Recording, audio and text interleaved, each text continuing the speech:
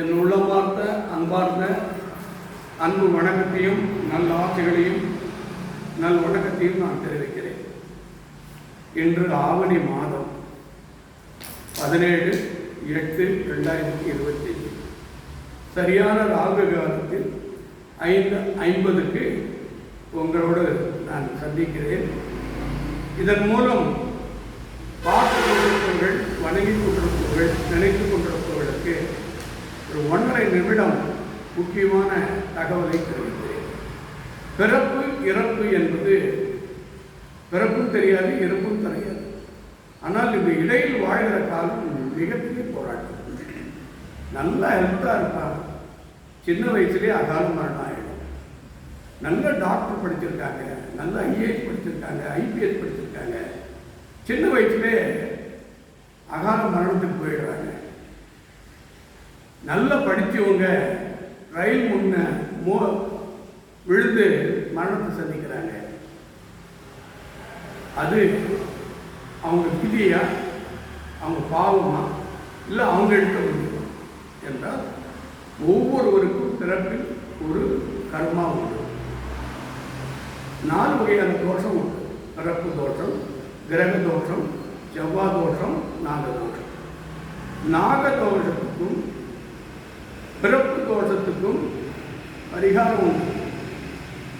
மற்ற 2 தோஷத்துக்கு பரிகாரம் கிடையாது. கோயில் சுற்றலாம், நவகிரக கோயிலுக்கு போகலாம், பெரிய கோயிலுக்கு போகலாம். ஆனால் பெரும்பாலும் பார்த்தீங்கன்னா நல்ல பக்தியானவங்க குடும்பத்தோட கோயிலுக்கு பொங்கல் வச்சுட்டு சாமி கும்பிட்டு கோயிலுக்கு போகிறாங்க. திரும்பி வரும்போது ஆக்சிடென்ட், குடும்பத்தோடு இறந்துடுறாங்க. இது தலையெழுத்தா, இது இறைவனுடைய விதியா? இது அவனுடைய கர்மா. அதனால எந்த பெரிய கோயிலும் எந்த சின்ன கோயிலும் உன் கர்மாவை மாற்றுவதற்கு யாருக்கும் பலம் இல்லை. பிறப்பும் உனக்கு தெரியாது, சொன்னால்தான் உனக்கு தெரியும். இறப்பும் உனக்கு தெரியாது, அதோட உன்னுடைய வாழ்க்கையினுடைய முடிவு. இதுக்குள்ள நம்ம சினிமாக்காரன் மேக்கப் போட்டு நடித்து சாதனையாக உலக அளவில் வராங்க. நம்ம ஆளுங்க மேக்கப் போடாமல் நல்லா பேசுகிறாங்க. பேசுவதெல்லாம் பொய், உள்ள ஒன்று வச்சுக்கிட்டு வெளியே ஒன்று பேசுறது. உள்ளார்த்தமான அன்பு இல்லை, உண்மையான பாசம் இல்லை, உண்மையான உறவுகள் இல்லை, நல்ல நண்பர்கள் இல்லை. ஒரு அரசியல் எதிரியை ஒருத்தர் வீழ்த்தணுன்றதுக்கு அவனை சாவடிக்கிறதுக்காக பல கோயிலில் பூஜை பண்ணிட்டு இருக்காங்க. எனக்கு தெரியும். இது 90 அரசியல்வாதி தலைவர்களுக்கு தெரியாது. பல அகால மரணம் ஹெலிகாப்டரில் பல முதலமைச்சர், பெரிய தலைவர்கள்லாம் அகால மரணம் அடைஞ்சிருக்காங்க. இது கொஞ்சம் யோசிக்கணும். செல்வாக்கெல்லாம் கிடையாது.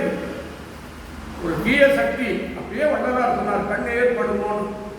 அதனால் இந்த உலகத்தில் சிவன் ஞானத்துக்கு மட்டும் தலைவன், அருளுக்கு தலைவன். பிரம்மன் உன்னை எழுதிட்டான், படைச்சிட்டான், அவன் தலையெழுத்தை மாற்ற முடியாது. பெருமாள் உன் மனதை புரிந்து கொண்டு செல்வத்தை வாரி கொடுப்பார். அதுவும் உன் மனதை புரிந்து கொண்டு. உலகத்தில் ஒரே ஒரு சக்தி, 54 அவதாரம், அதில் பெரும் சக்தியானவள் தான் பத்திரகாளி. அவள் ஒருத்தி தான் நாகதோஷத்தையும் தடுப்பாள், கிரக தோஷத்தையும் தடுப்பாள், பிறப்பு தோஷத்தையும் தடுப்பாள், 4 வகையான தோஷத்தையும் தடுப்பாள். அவள் நினைத்தால் சாதாரண மனிதனையும் உலக அளவில் புகழ் செய்ய வைப்பாள். ஒன்று மட்டும் சொல்லி முடிக்கிறேன். இந்த ஞாயிற்றுக்கிழமை நம்பிக்கை, இந்த சித்தர் பீடம் என்பது சாதாரணமாக கணக்கு போட்டுடாதீங்க. நான் ஏதோ உங்கள் இடத்துல அன்பாக பேசி இடம் பிடிக்கணும்னு எண்ணம் இல்லை. இது உலக மகாசக்தி. இந்த சக்திக்கு பிரம்மஞ்சத்தில் எந்த பீடமும் கிடையாது. பத்திரகாளி அம்மனுக்கு மேலே ஒரு சக்தி இந்த உலகத்திலேயே கிடையாது. அவளே ஆக்கும் சக்தி, அவளே அழிக்கும் சக்தி.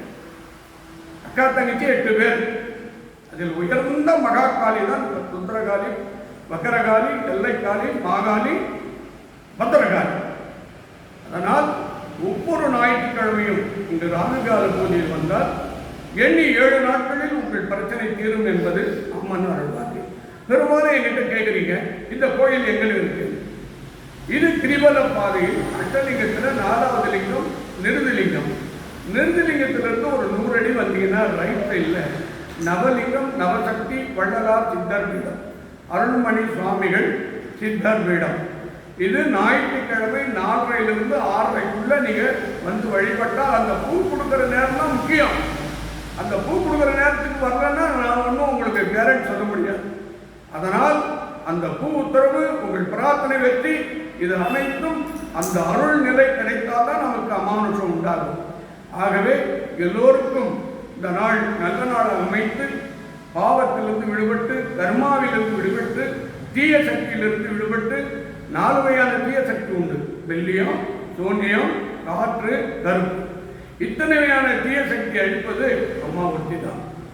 அம்மா கிட்ட ஒன்றுதான் எப்பேற்பட்ட தீய சக்தியை அடிக்கணும். இந்த பொறாமை கொண்டவன், காழ்ப்புணர்ச்சி கொண்டவன், தப்பு தப்பா பேசுறவன் அகால மரத்தில் குத்தி சாப்பிட்டு அவனுக்கு தெரியாது எப்ப எந்த நிமிஷம் வேணாலும் தூரத்தை தூக்கிப்பான். இது நம்பிக்கை. சில பேர் கடவுள் இருப்பாங்க, கடவுள் இல்லை, அதெல்லாம் நான் பேச வேண்டிய அவசியம் எனக்கு இல்லைங்க. எனக்கு உலகத்தில் தெய்வம் இருக்கு. அருள் இல்லாம நம்ம இல்லை, அருள் இல்லாம இந்த உலகம் இல்லை, அருள் இல்லாம இந்த பூமி இல்லை. அதனால்தான் இந்த பூமிக்கு பூமாதேவி. இது பஞ்சபூத தலத்தினுடைய அமானுஷம். ஆகவே எல்லோரும் தெய்வ சக்தியோடு, சாந்த சக்தியோடு, அமைதி, உண்மை, ஒழுக்கம், பணியோடு வாழ்ந்து எல்லா அருளும் பெறுமாறு வேண்டி இப்ப அம்மன் அருளை பெறுவோமாக.